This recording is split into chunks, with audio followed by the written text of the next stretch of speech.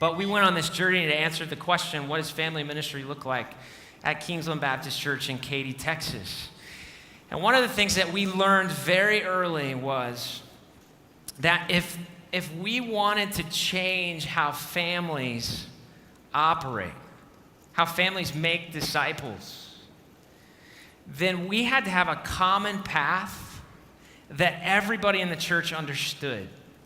Like, we had to all know where we're going. We might have to follow each other to get there, but we have to know where we're going, and we have to use common language to be able to get there together. So for me, it's not just our staff team that should be able to explain what I'm getting ready to explain to you, but like the guy that sits in row 200, chair 200. That guy, he needs to be able to understand the common language, the common path, the common destination. And so we started on this journey and developed a path that consisted of 7 milestones. We call this at our church, kind of our in-house lingo, is, are you walking the path of legacy milestones? A milestone for us, it's natural. It's something that happens along the way as kids grow into youth, who grow into adults, who are growing spiritually in Christ. A milestone for us are things that we were already kind of celebrating in different ways. And a milestone for us is an event of celebration preceded by a period of instruction by the parent and the church, working together in partnership. So this path of milestones, it looks like this. Milestone 1 is parent-baby dedication.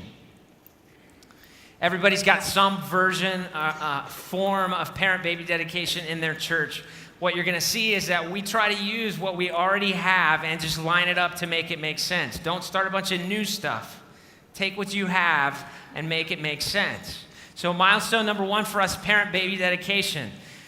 If you have kids like me, I have 3 daughters. So 11 years ago, I remember standing on a stage like this with Haley in our arms, and the pastor stood and looked at us, turned this way and said, "Do you promise to raise that girl in the training and the admonition of the Lord?" And he quotes Deuteronomy 6, piece of Psalm 78, Ephesians 6:4, all of that.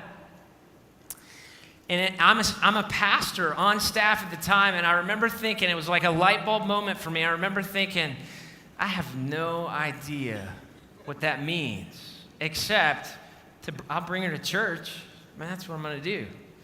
And I looked down the row, and I thought, if I don't know what that means, these guys don't know what that means either. And so we took a step back, and we said, you know what? We need to help parents who have this infant understand what it means from the beginning to lead their kids spiritually. What does it look like when they're at 0 and 6 months and 6 years and 12 years and 20 years and so on? What does that look like? And so now, before parent-baby dedication ever happens, our people have to go through a 2-hour required seminar called First Steps that says, you know what? We're going to ask you to commit to some things. We are going to ask you to commit to training this child in the admonition of the Lord, to making disciples, so that one day your child will grow up into an adult who lives life through the eyes of a biblical worldview.